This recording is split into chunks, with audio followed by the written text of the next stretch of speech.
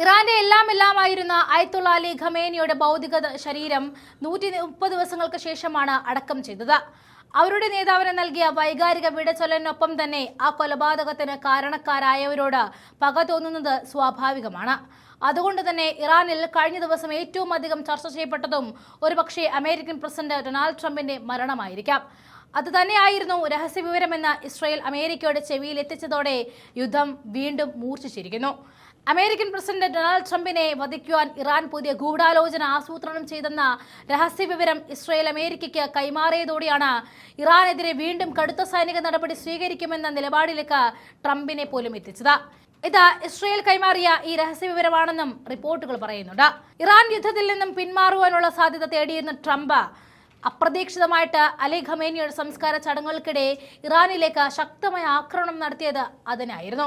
യുദ്ധം നിർത്തി നാട്ടിലേക്ക് എല്ലാവരും തിരിച്ചു പോകണമെന്ന് ആഗ്രഹിച്ച ട്രംപിനെ വീണ്ടും ഇസ്രായേൽ യുദ്ധമുഖത്തേക്ക് തന്നെ വലിച്ചിഴച്ചു കൊണ്ടുവരികയാണ്. അമേരിക്കയിലെ ജനങ്ങളും സർക്കാരും മുഴുവൻ യുദ്ധത്തിനെതിരായിട്ടും ട്രംപിന് മാത്രം ഇതിൽ നിന്നും പിന്മാറാൻ കഴിയാത്തത് ഇസ്രായേലിന്റെ നീരാളിപ്പിടുത്തം മൂലം തന്നെയാണ്. പുറത്തുവന്ന റിപ്പോർട്ടുകൾ ശരിയാണെങ്കിൽ യുദ്ധം രൂക്ഷമാകാൻ വേണ്ടി ഇസ്രായേലിന്റെ തന്ത്രമായിരുന്നു ഇത്.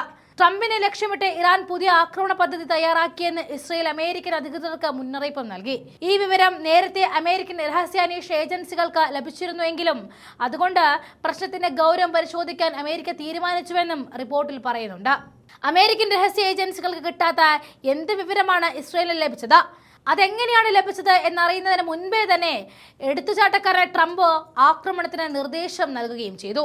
എന്നാൽ ഇപ്പോഴും ഇറാൻ നടത്തിയെന്ന് ഇസ്രായേൽ ആരോപിച്ച ആ രഹസ്യ ഗൂഢാലോചനയുടെ വിശദാംശങ്ങൾ US ഔദ്യോഗികമായിട്ട് പുറത്തുവിട്ടിട്ടില്ല. അതിനർത്ഥം ഇത് യുദ്ധം കടുപ്പിക്കാൻ ഇസ്രായേലിലെ ചതി എന്നുള്ളതായിരുന്നു.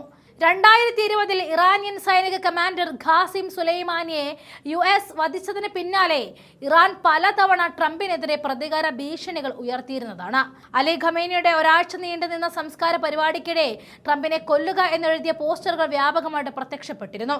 ഇതോടെ ഇസ്രായേലിന്റെ മുന്നറിയിപ്പിനെ US സുരക്ഷാ ഏജൻസികൾ അതീവ ഗൗരവത്തോടെയാണ് കണ്ടതെന്നും റിപ്പോർട്ടുകൾ വ്യക്തമാക്കുന്നു. എന്നാൽ ഈ രഹസ്യവിവരത്തെക്കുറിച്ച് USO ഇസ്രായേലോ ഔദ്യോഗികമായ ഒരു വിശദീകരണവും നൽകിയിട്ടില്ല.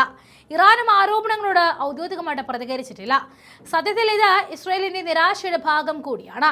കാരണം യുദ്ധം തുടങ്ങിയ ഒരാഴ്ച കൊണ്ട് ഇറാനെ തകർത്ത് ലോകത്തിലെ രാജാക്കന്മാരെ വാഴാം എന്ന് കരുതിയ അമേരിക്കയും ഇസ്രായേലും ഇന്ന് ഇരന്നു ജീവിക്കേണ്ട ഗതിയിലായി.